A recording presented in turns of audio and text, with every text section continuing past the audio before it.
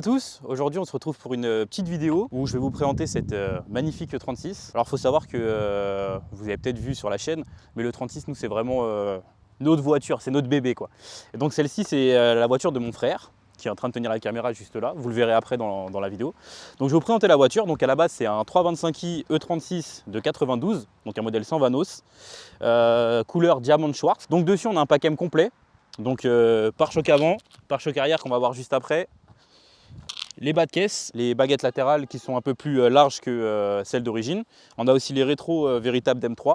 On a aussi une lame avant Musk Custom. Qu'est-ce qu'on a d'autre? On a un kit large Fitment Lab, donc qui comprend les ailes avant qui sont en plus 40 mm je crois, et les ailes arrière qui sont en plus 50 mm, donc c'est de la fibre. Qu'est-ce qu'on a d'autre? On a les rajouts de bas de caisse. Ici on a une belle balafre d'une sortie drift qu'on peut apprécier. Ça c'est un plot, hein. Donc les plots sur les circuits sont super sympas, ça fait joli, hein, mais ça éclate les voitures quand on en touche juste un.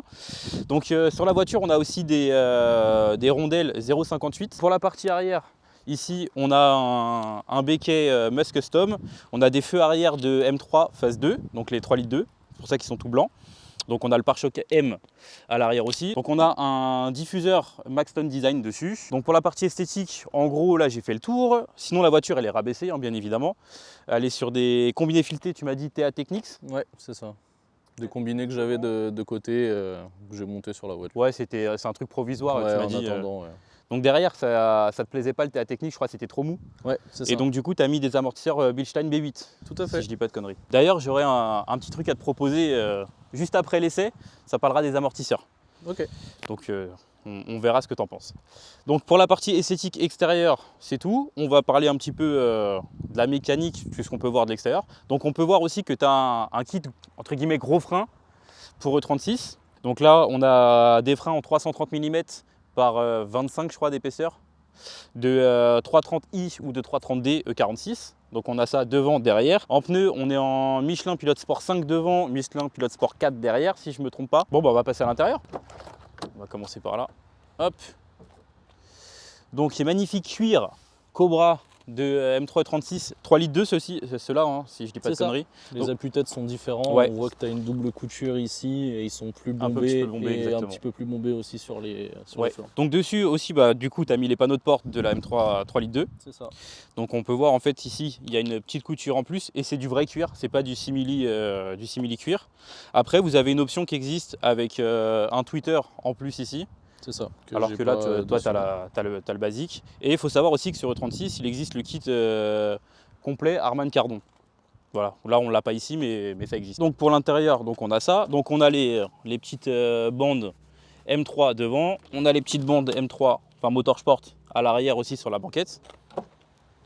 Donc ici, on a selon moi le plus beau volant qui existe sur E36. C'est le volant M-Tech 2 qu'on retrouve sur les M3 3 litres. On a un pommeau levier de vitesse de E46. C'est ça, Pack c'est M. les E46 en 330 ou quoi, en pack M en 5 vitesses. Vous avez aussi ici, là on pense que c'est un frein à main standard et en fait non, c'est un frein à main hydraulique. D'ailleurs j'ai pas tout dit sur la partie mécanique. Bon, ici on a un 2 litres 8, donc qui provient d'un 328i E36. C'est les tout premiers M52 B28 avec les caches culbuteurs en alu. Sur les phases 2, vous avez les caches culbuteurs qui sont en plastique. Dessus, tu as remis une gestion complète, donc faisceau, calculateur, tous les actuateurs, les capteurs de M50 B25 TU, donc des 325i avec Vanos. On a la pipe d'admission de 325i avec Vanos. Boîte à air carbone, donc BMC CDA, et injecteur M3 3 litres, si je ne dis pas de conneries, et petite carto éthanol. Donc c'est censé développer entre 220 et 230 chevaux plus ou moins. Donc ici on a aussi une barre anti-rapprochement à l'avant, on a des coupelles réglables de carrossage, donc voilà. Sinon pour la partie mécanique autre que moteur, on a la ligne complète d'M3 3 litres. Si je dis pas de conneries, c'est 3 litres. On peut voir les collecteurs d'échappement qui sont là, qui sont magnifiques d'ailleurs. Donc ligne complète, donc collecteur, intermédiaire de M3 décatalysé. Et tu as un silencieux Prowler C'est ça, à la qui a base, c'est été un modifié. silencieux de 325 qui a été modifié, enfin le Y a été modifié en, Ouais, pour repasser sur la voilà, ligne en d'M3. double 63 pour passer en ligne d'M3 et les embouts ont été modifiés, mais c'est tout. Sinon, au niveau de la transmission sur cette voiture-là, on a une boîte Getrag à 5 rapports. On a aussi un pont autobloquant dessus. Et un volant moteur allégé. Au niveau des trains roulants, donc, je suis sur des triangles 46, donc on peut voir qu'il y a un peu plus de carrossage du coup. Un triangle 46 qui sont en alu et plus large de 3 cm et demi si je dis pas de bêtises. En biellette, c'est d'origine. Biellette du coup c'est biellette de X3, phase 1, donc pour avoir des biellettes plus longues avec des rotules de 36. Et après sur les trains roulants avant, arrière, j'ai kit complet full cylindre bloc polyuréthane donc en jaune, donc c'est du 90 chats si je dis pas de bêtises, et c'est Strongflex. Et 90 chats, pour ceux que ouais. ça parle pas, c'est l'unité de mesure de la dureté. Sinon, ce qu'on peut dire aussi sur une E36, c'est qu'une E36, c'est une très bonne voiture, qu'on aime beaucoup parce que c'est une voiture qui est facile à bricoler, qui à l'époque était à un prix très abordable. Toi, ça fait combien de temps que tu l'as la voiture? Celle-là, ça va faire 11 ans. 11 ans. Donc 11 ans, ça fait 2012. Je l'ai eu, j'avais 19 ans, c'est ça. et du coup, maintenant j'en ai 30. Donc il l'a eu en 2012 la voiture. Il faut savoir qu'en 2012, une E36 325i qui avait quoi, 200 000 km je crois. Ouais. 200 000 km, ouais. ça se touchait en dessous des 2000 €. Pour ceux qui les achètent 10 000 € maintenant, voilà, c'est pour ça qu'à l'époque c'était très bien, mais maintenant c'est toujours bien, mais ça commence à faire cher pour ce que c'est. Enfin, on nous, va pas se mentir, à part le plaisir de conduite sur ces voitures-là, d'origine, elles sont dépassées par rapport à une voiture de maintenant. Ouais, très clairement. Je vais peut-être me faire des ennemis en disant ça, mais elles sont très fun. Encore d'origine, pas tant que ça, mais quand on met 2-3 pièces, elles deviennent très très fun. Mais en termes de performance, c'est pas ultra performant. Et ça a quand même pas mal de défauts, hein, mine de rien. Avec les années, on a pu connaître les défauts de ces véhicules. Donc sur les moteurs 100 Vanos, donc de 325i 100 Vanos et 320i 100 Vanos, il y a des problèmes de tendeur de chaîne. Donc si vous ne le changez pas, vous allez pouvoir casser un moteur. Ce qui s'est passé sur cette voiture-là. Le moteur qu'on avait dedans, il a cassé, c'est pour ça que maintenant elle est en 2,8 litres. c'est ça. Et du coup, en fait, vous avez les soupapes qui ont touché les pistons, toutes les soupapes de tordu. C'était soupapes côté échappement, je crois. Ouais. Et admission aux mais côté échappement, toutes mortes. Donc ça, c'est le premier problème que vous avez sur la E36. Vous avez aussi les joints de cache-culbuteur qui fuient très très souvent. Bon, après, vu Et les ça, j'ai kilomètres... l'impression que c'est de toute façon sur toutes les BM de ces années-là. Ouais, E46, même problème, E39, même problème. Enfin, joint de cache-culbuteur, on sait que vers les 180 000, c'est quelque chose qu'il y a à faire. D'ailleurs, le petit indicateur du kilométrage du véhicule, c'est le cache-culbuteur quand il est peint. Quand vous avez la peinture qui est complètement écaillée, si la personne vous dit qu'elle a 80 000 km, c'est faux. C'est clairement faux. Là ici, on a le cache-culbuteur qui n'est pas trop touché parce que le moteur, je crois qu'il a 180 000 km. C'est ça. Et c'était un véhicule qui faisait essentiellement de l'autoroute. Donc il ne chauffait pas. Et puis il provient d'une voiture qui était en boîte auto, un break boîte auto. Ouais, donc on sait qu'il n'a pas été martyrisé ce moteur-là. Sinon, autre défaut des E36, vous avez la rouille, malheureusement, que vous retrouvez en général sur les passages de roues à l'arrière. Au niveau des bas de caisse, encore pire quand vous avez une PACM d'origine avec les rajouts de bas de caisse. Donc à ce niveau-là, il faut faire attention. On a aussi les trains arrière qui s'arrachent, comme sur le E46. Vous avez les points d'ancrage en fait, du berceau arrière, donc vous avez 4 points d'ancrage qui ont tendance en fait, à prendre du jeu au niveau des silent blocks. Et du coup, une fois que les silent blocks sont morts, ça met des à-coups. Et quand ça met des à-coups, en fait, ça a tendance à fissurer la tôle de la caisse.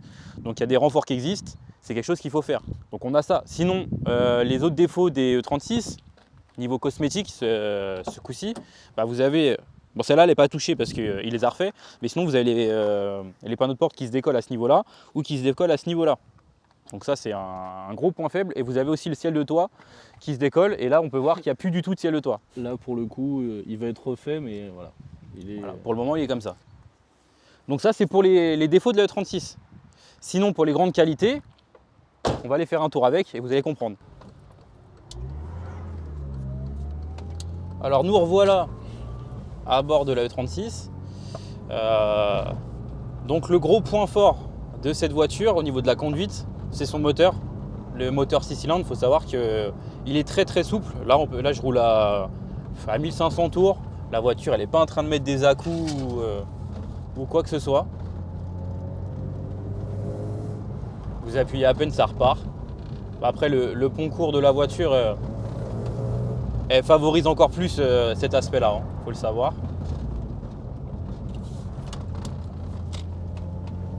Autre gros point positif, encore une fois sur son moteur, c'est la sonorité. Le 6 cylindres, c'est une mélodie qu'on ne peut que apprécier. Moi personnellement qui suis un grand amoureux des moteurs atmosphériques, la sonorité du 6 cylindres BM en Atmo, je suis un grand fan. Hein. Et il me semble que toi aussi d'ailleurs. Ah bah oui. Moi, c'est pour ça que ça fait 11 ans que je l'ai et je la vendrai jamais. Et du coup, toi qui l'as depuis 11 ans, pour toi c'est quoi le gros point noir de cette voiture? Bah, le gros point noir, si c'est d'origine, c'est que les trains roulants en fait ils sont dépassés par rapport à des voitures récentes, quoi. On sent que si on change rien dessus, c'est une routière en fait de base, hein, c'est pas vraiment une sportive. C'est clairement pas une sportive même, hein.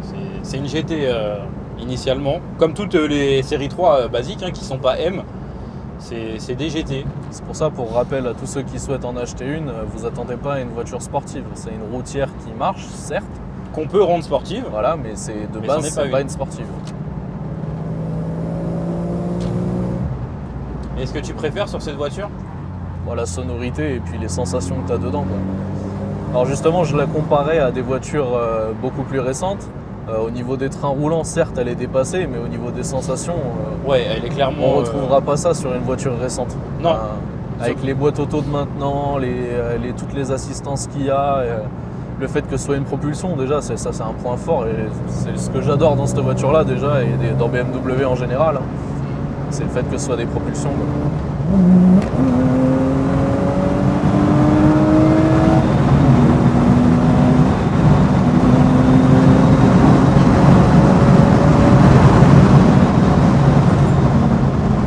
Il y avait un petit motard qui collait. Non, niveau sensation, c'est grave sympa comme voiture. Et là, tu vois, la moto, on a pris de virage, elle était plus là. Bah, V à toi en tout cas si tu regardes la vidéo. Ah, il me suit en plus. Bon, bah, vas-y, hein. On y va. Vas-y, filme un coup derrière qu'on le voit.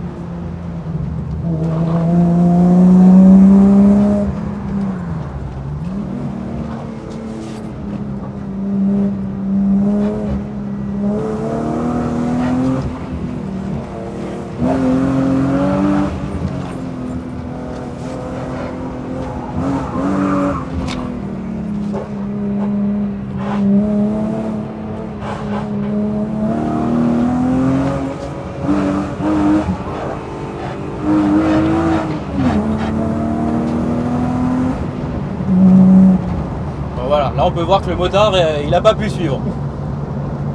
Bon, moi tu vois la chose que j'apprécie plus dans le 36 que j'aimais beaucoup avant, c'est la direction. Je trouve que la direction en fait on est obligé d'avoir trop de tours de volant pour pouvoir braquer. Alors c'est vrai que là-dessus malheureusement on a quelques petits soucis, mais on peut se retrouver aussi avec des petites solutions comme passer sur une crémaillère de M3 3 litres 2. Oui, c'est vrai qu'elle est Z3M. Elle est plus démultipliée. C'est ça. Au niveau de la démultiplication, il y a moins de tours de volant à faire et c'est beaucoup plus appréciable. C'est vrai. Alors ce sera peut-être une modif par la suite à faire un jour, mais... Ouais, parce que là on a pu voir dans la montée, bon je la connais mais j'étais quand même vachement braqué comme ça, j'aurais pu changer de main. C'est ça. Mais là j'avais pas forcément envie de le faire. Donc oui, mon placement des mains n'était pas idéal, mais parce que je me suis mal habitué à une E92. Et la E92 j'ai l'habitude de le prendre comme ça et les mains sont vachement mieux placées. Bah, c'est vrai que pour avoir toi les deux et moi les deux, passer de l'une à l'autre, on sent que la voiture est beaucoup plus... au niveau des technologies, c'est beaucoup plus ancien, quoi. Ouais, alors qu'une E46, quand tu passes d'une E36 à une E46, tu sens pas trop la différence. En fait, on a vraiment l'impression que la E46 c'est une E36 en un peu plus pâteau. C'est ça, un petit upgrade confort. Ouais, voilà, c'est pas spécialement plus performant quand on prend par exemple la 328 E46 ou 328 E36, c'est pas spécialement plus performant, mais c'est plus confort. Donc après, que dire d'autre? Je pense que là, avec le petit passage que je viens de vous faire, vous avez pu vous rendre compte que c'est une voiture qui roule bien, qui tient bien la route et qui est assez marrante parce que là l'arrière a voulu sortir 2 ou 3 fois gentiment, mais c'est très facile à prendre en main. C'est une voiture qui peut être dangereuse, donc qu'il faut respecter. Ok, vous avez peut-être une voiture qui fait moins de 200 chevaux d'origine, mais sous la pluie, il faut savoir que c'est une voiture qui peut être très casse-gueule, surtout si vous mettez pas des bons pneus. C'est ça, et puis quand tu t'amuses à passer les vitesses éclair et à rappuyer plein gaz, une fois que tu as passé ton rapport, elle peut vite te mettre un coup de raquette si tu fais pas attention, quoi. C'est clair. Et comme tu dis, encore plus avec des mauvais pneus, quoi. Ouais, parce que malheureusement, ça n'est pas pour critiquer, parce qu'on n'est pas là pour ça, mais il y a beaucoup de personnes qui achètent des E36, qui mettent des suspensions à pas cher. Bon, ça, à la rigueur, il y en a qui font très bien le taf, hein, comme celle-ci, elles sont un poil souples, je trouve, mais elles ont l'air de faire le café. On en essaiera d'autres dans la vidéo, c'est d'ailleurs la petite surprise que je te réserve, c'est que y a Max Spinning Rod qui sponsorise cette vidéo, donc du coup ils m'ont envoyé des combinés filetés pour E36, donc c'est leur nouvelle gamme de produits, donc réglable en hauteur, réglable en dureté, avec coupelle de carrossage à l'avant et des coupelles sur rotule à l'arrière. Donc on va pouvoir tester ça sur ta voiture et on va voir ce que tu en penses. C'était justement une des questions que je me posais par rapport à ces amortisseurs-là, c'était de savoir qu'est-ce que ça vaut réellement en vraies conditions, quoi. Ouais. Oui, parce que les 3/4 des personnes qui achètent ça, c'est soit ils font essentiellement du drift, soit c'est pour juste rabaisser le véhicule, quoi. Je vais peut-être te laisser le volant. Donc là, on a changé de conducteur. C'est le propriétaire qui conduit la voiture. Alors à savoir que celle-ci, contrairement à d'autres BM, c'est une impression que j'ai, elle a des clignotants. Oui, c'est important de préciser. C'est le Komodo qui est juste là. Voilà, celui-ci. Ouais, c'était la petite vanne que tout le monde fait sur les BMistes. Donc je ne l'ai pas dit dans la vidéo, mais le moteur de cette voiture-là, c'est un 6 cylindres 24 soupapes en 2,8 litres. Sur les E30 par exemple, vous aviez des moteurs 12 soupapes, et il faut savoir qu'entre un 12 soupapes et un 24 soupapes, le comportement moteur n'a rien à voir. Ici en fait, vous avez une voiture qui va être explosive à partir des 4000 tours minute jusqu'à la zone rouge, alors que sur une E30, vous allez avoir une voiture qui va être très coupleuse dans les bas régimes. Vous avez limite l'impression que vous conduisez un diesel en fait. C'est deux philosophies complètement différentes entre une E30 et une E36.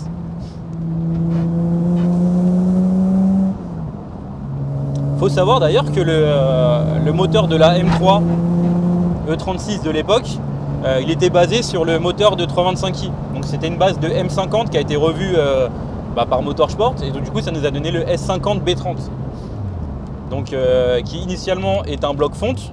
Sur le M52 qu'on a dans cette voiture là, donc sur tout ce qui va être 320i phase 2, 323i et 328, on a un bloc M52 qui est un bloc alu. En termes de consommation, ça consomme combien ta voiture? Là avec le plein, donc c'est un réservoir de 62 ou 63 litres si je dis pas de bêtises. Le plein full, j'arrive à faire entre 400 et 450 km en roulant consommation mixte, en tirant un peu dedans de temps en temps ou en roulant tranquille, quoi.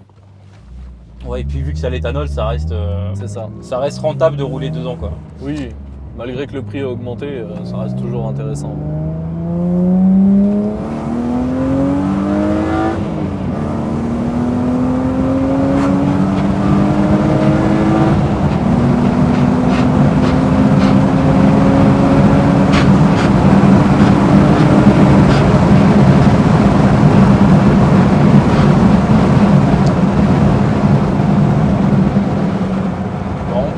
Que ça frotte un petit peu. Ouais, c'est le désavantage d'avoir une voiture aussi basse que ça. Une voiture aussi basse.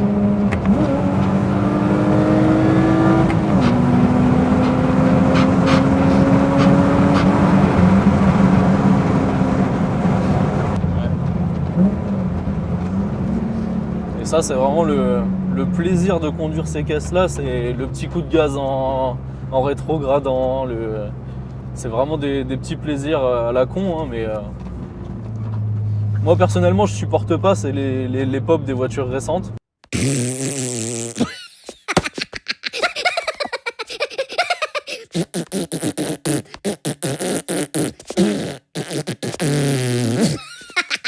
Alors ça, bon, je déteste aussi là-dessus, on est pareil.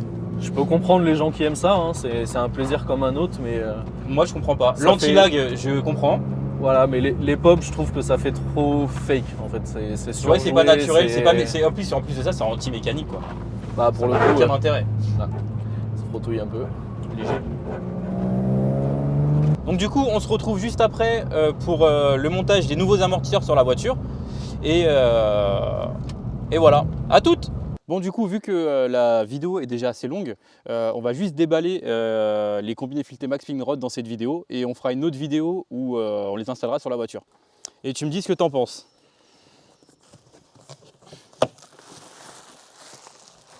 Bon, ça c'est des stickers. Donc déjà on retrouve du coup le stickers En 3D, ouais, Max Spin Rod. avec de la documentation technique dedans à mon avis. Voilà, moi j'ai déjà regardé, en fait dedans on a carrément une notice de montage. Donc là on retrouve du coup les bagues à l'arrière. Ouais, c'est les bacs de réglage. Et ils ont l'air de bien meilleure qualité du moins que les anciennes générations. On voit qu'au niveau de l'alliage utilisé et de l'anodisation, franchement ça fait... Ouais, tu verras. Moi je les ai déjà déballés, hein, c'est pour ça que je te laisse regarder, ça mais fait vraiment sérieux quoi. c'est vraiment de la belle pièce. Tu vas voir. Donc après on retrouve les clés de réglage et ça pour la hauteur. Ah ouais, les ressorts pour avoir déballé tes B14 à toi, ça fait vraiment... Ça ressemble à du Bilstein là. Bah pour le coup, au niveau des ressorts, franchement... Là, les amortisseurs avant, Ouais, c'est ça. avec les coupelles réglables en carrossage du coup. Les molettes de réglage en dureté. Donc Ouais. là ils sont réglés au plus soft je suppose. Et après, Ouais, c'est ça. ouais c'est ça. Et après tu T'as vas combien au de plus crans hard. On va compter. 23, 24. Ouais c'est 24. 24 crans. Donc c'est ça, c'est 24 positions annoncées. Non, même au niveau des rotules de coupelle et tout, ça a l'air vraiment pas mal quoi. La qualité de l'amortisseur, ça on le verra Sur le long terme, ouais. voilà, c'est ça. Au niveau du rendu, ça a l'air plutôt quali quoi. Même le revêtement noir est fait Raptor un petit peu, j'ai l'impression, et Ouais, toutes les pièces et tout, anodisées et tout, franchement, c'est vrai qu'ils sont beaux. On peut pas dire le contraire. pour le coup, ouais, ça fait vraiment plus qualitatif que ce qu'on pouvait retrouver chez eux avant quoi. Tu compares avec les TA que j'ai actuellement sur la voiture, il n'y a vraiment rien à voir quoi.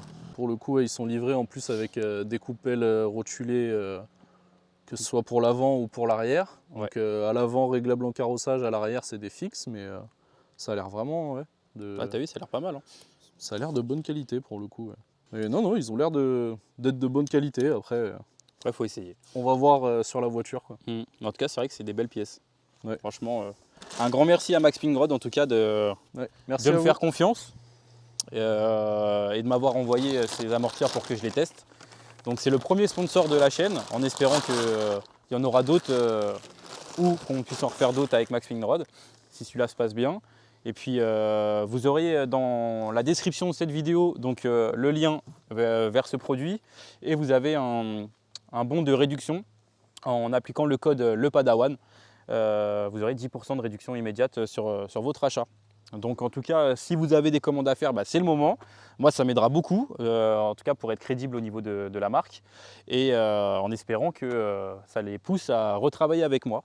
Donc n'hésitez pas à partager la vidéo un peu partout, à votre petite copine, à vos grands-parents, À tout le peu monde. importe. Papy Voilà. sera content de voir une 36 de sa génération. N'hésitez pas à liker, partager et puis commenter la vidéo, ça fait toujours de la force et puis ça vous coûte rien, c'est gratuit. Voilà. Et puis si vous vous abonnez, n'hésitez pas à mettre la cloche des notifications parce que ça peut arriver que du coup on n'ait pas les notifs. Et tu veux partager ton Instagram peut-être? Alors mon Instagram c'est Sozer1, donc SOZER.1, donc comme 1 en anglais. Et vous pouvez retrouver des photos de la voiture, des vidéos et également de mes autres véhicules. Voilà. Je vous invite aussi à vous abonner à notre page Facebook. Donc c'est Beamer Street Drift officiel sur Facebook. Ouais. Donc on est une équipe de 5 personnes. Donc avec Sozer, Pada, Nero et sa E30 qu'il a récupéré il n'y a pas longtemps d'ailleurs. C'est ça. Donc on a hâte de devoir rerouler avec. On sait que tu vas regarder cette vidéo, hein. Il va falloir que tu t'y mettes. Et Tony avec son E36 1JZ. Et également ouais. notre père qui s'implique beaucoup dans nos projets perso, que ce soit et voiture et autre que voiture. C'est ça. Donc voilà, un grand merci de votre soutien et puis à ceux qui nous aident dans notre vie de tous les jours, quoi. Ciao!